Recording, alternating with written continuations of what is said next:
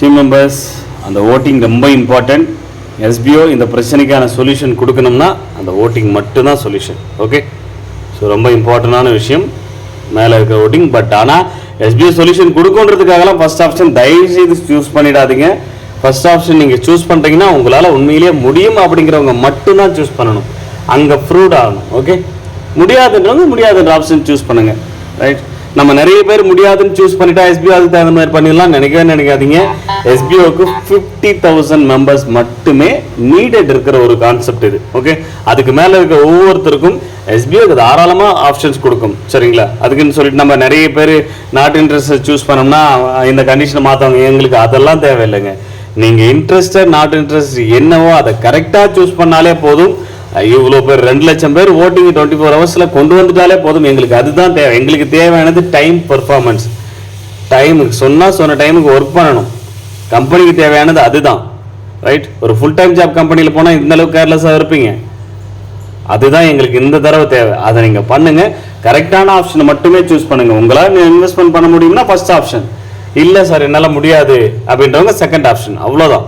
Right, இது இந்த ஆப்ஷனை பொறுத்து நாங்கள் எதுவும் முடிவெடுக்க போகிறது கிடையாது. பட் எவ்வளோ ஓட்டிங் வந்திருக்கு, 2 லட்சம் பேர் வந்துட்டாங்கன்னா அதுவே எங்களுக்கு ப்ரூஃப். இங்கே பாருங்கள் சார், 24 ஹவர்ஸில் எங்களால் இவங்களை வச்சுக்கிட்டு ஒரு விஷயத்தை மூவ் பண்ண முடியும்.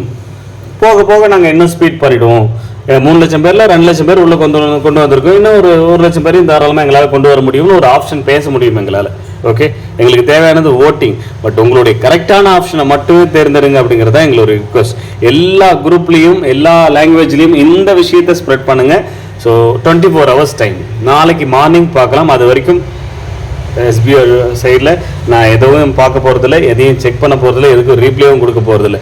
உட்காந்துட்டு எல்லா இடத்துலையும் எஸ்பிஓ குறை சொல்கிற விட்டுட்டு, ரைட், நான் செல்ஃபிஷாக யோசிக்கக்கூடாது. நான் ஓட் போட்டுட்டேன், நான் கரெக்டாக இருக்கேன் என் டியூட்டின்னு யோசிச்சிங்கன்னா அப்போ எஸ்பிஓவும் அதே செல்ஃபிஷாக தான் யோசிக்கும்.